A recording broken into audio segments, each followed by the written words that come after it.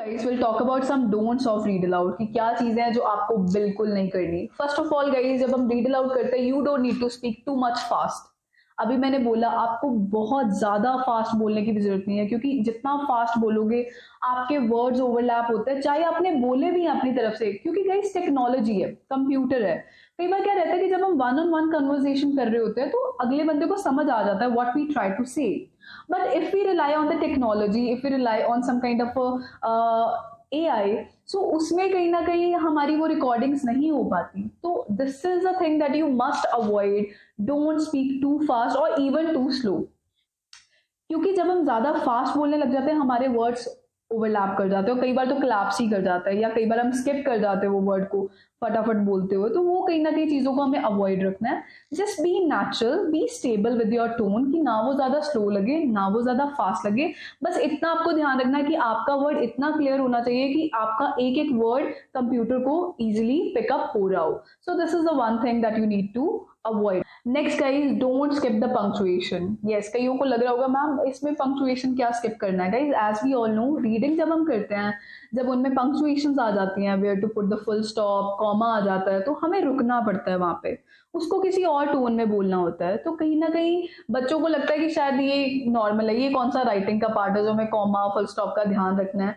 But guys no, you are wrong over here. जब हम even speaking भी करते हैं, कॉमा और फुल स्टॉप भी हमें बताता है कि हमें पेस किस तरीके से उठाना अपनी वॉइस का, कैसे ड्रॉप करना है, कैसे पॉज लेना है और कितना पॉज लेना है। So make sure this one even, कि कभी भी पंक्चुएशन को स्किप मत करो, उस पर हल्का सा एक स्ट्रेस दो जब आप वर्ड्स को प्रोनाउंस कर रहे हो, और उसकी टोन को चेंज करो उसके according to your pronunciation. Next don't that you must avoid is that जब भी आप कभी भी रीड अलाउड करते हो, मैंने ये चीजें तो काफी बार कंसिडर करी है कि बच्चा सिर्फ फोकस प्रोनाउंसिएशन पे देने लग जाता है, वो इतना वर्ड्स पे एम्फसाइज करने लग जाता है कि मेरे को सिर्फ इस वर्ड को बोलना है।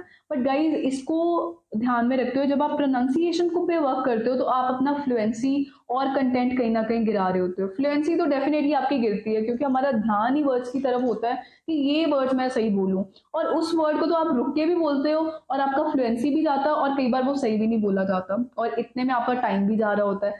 तो कहीं ना कहीं ये दोनों चीजें आपस में क्लैश करेंगी। सो मेक श्योर कि ज्यादा हमें स्ट्रेस नहीं देना प्रोनाउंसिएशन में। मैंने पहले भी बताया, yes pronunciation is the important topic, but इतना भी नहीं है कि हम अपना फ्लो को बिगाड़े और अपना कंटेंट भी ना कवर अप कर पाए in that particular time duration. So don't emphasize more on the pronunciation, work on the other things as well, like अपने फ्लुएंसी पे भी वर्क करना और कंटेंट पे भी, तीनों को एक बैलेंस में लेके चलो, but don't stress too much on the pronunciation. Guys, try to take the feedback from your near and dear ones. Yes, try to take the feedback from your teachers, instructor, your peers or your friends. किसी से भी आप उनसे एक अपना feedback जरूर लो कि मैं कैसे परफॉर्म कर रहा हूँ, या मैं किस चीज में मैं लैक कर रहा हूँ, किस चीज पे मेरा इम्प्रूवमेंट हुआ है। सो जब भी हम फीडबैक पे वर्क करते हैं, वो सामने वाला पर्सन आपको एक एग्जैक्ट आपका स्केल बता सकता है कि लास्ट वीक आप यहाँ पे थे और इस वीक आप में ये चेंजेस आए हैं। So you can even cover up, you can even send us your recordings to our email ID, which is dialectround@gmail.com. If you really feel that, ma'am, please calculate my read aloud and do give me the evaluation according to it. We are ready to give you that. And read aloud एक ऐसा type है जिसमें जितनी आप practice करते जाओगे, अपनी tones को पॉलिश करते जाओगे, अपनी प्रोनाउंसिएशन को पॉलिश करते जाओगे, ऑटोमेटिकली आप डे 1 पे कुछ और होगे, और जब आप डे 10 पे खुद को देखोगे, you will see the difference. There are some other things that you need to do the practice of it. Warm up. Yes, guys, try to warm up your voice. अपना कुछ ना कुछ एक टॉपिक रोज का एक प्रिपेयर करा करो, and sit in front of the mirror and try to speak, जिससे आपका एक फ्लो बने। क्योंकि सिर्फ 2 आवर्स की प्रिपरेशन में पीटी में बैठ के हम उन चीज़ों पे वर्क नहीं कर सकते। और अगर मैं इंडिविजुअल मॉड्यूल्स को देखूँ, it's just of 25 to 35 minutes. So वो 25 से 35 मिनट्स हमारी प्रोनाउंसिएशन को, हमारी फ्लुएंसी को नहीं कवर अप कर पाएंगे। So I really like to recommend you that do warm up of your voice. Try to make some kind of introduction for yourself. कोई ना कोई टॉपिक पे एक कुछ भी प्रिपेयर कर लिया, और फिर मिरर के आगे बैठ के उस चीज को बोलने का कोशिश करो with the difference of your tones, your pitch, and you'll definitely gain a confidence level that how to speak and in a different manner. And even you can even listen from the other people. आपको पता ही है कि काफी बच्चे अपने reviews डालते हैं कि मेरा इतना स्कोर है, आप उनकी स्पीकिंग को सुन सकते हो। सो you'll get an idea that how to improve yourself as compared to others. So do warm up your vocal for any kind of tones, pitches, So you must have a practice on that.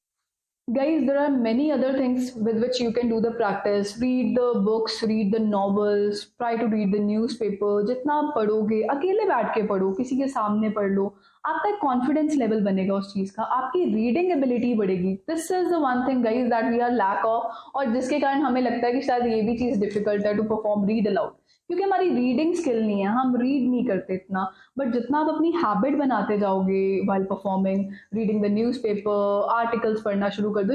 YouTube पे कितना content है हमारे पास, we can do the practice of that. जैसे जैसे हमारी reading skill बढ़ती जाएगी, हमें रीडिंग की डीप नॉलेज के बारे में पता चलता जाएगा, and definitely we can crack our desired band score while doing the practice. One more thing guys that you must avoid, don't replace any kind of a word with other word. कभी भी किसी एक word को दूसरे word से गलत replace मत कर दो. फॉर एग्जाम्पल अगर वहां पे टू लिखा हुआ है, आपने ऑफ बोल दिया है, या किसी वर्ड को आपने स्किप ही कर दिया, वो तो मैंने बता ही दिया. आप कंटेंट में नंबर अपने you will lose your numbers in the content part अगर आपने वो वर्ड को छोड़ ही दिया है, या कुछ एक्स्ट्रा वर्ड लगा दिया है. तो ये 3 मिस्टेक्स तो बिल्कुल ही नहीं करनी. But yes, if you have this exception, अगर आपने कोई वर्ड को एक्स्ट्रा लगा दिया है, या अगर आपको लगता है कि शायद ये मेरा वर्ड स्किप हो, सो मेक श्योर आपका फ्लुएंसी नहीं टूटना चाहिए, क्योंकि फ्लो अगर टूट गया वहां पे कहीं ना कहीं सॉफ्टवेयर को भी क्लिक हो जाता है that over here there is an error.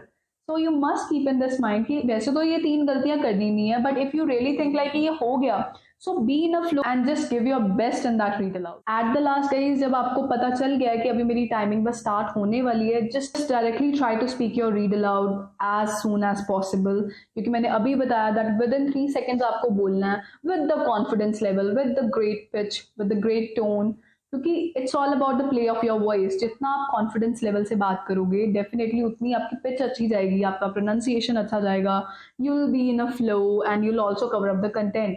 सो जितना आप कॉन्फिडेंस लेवल में अपनी वॉइस को रखोगे आगे, उतना ही सॉफ्टवेयर उस चीज को पिकअप करेगा and definitely will give you the desired band score. I hope you really going to like our this video regarding read aloud and get some knowledge regarding the speaking part as well as the reading. And even if you have any other query, do comment us and definitely we'll make a video on. And that's all for now. Here is Sheenam signing out. Take care all.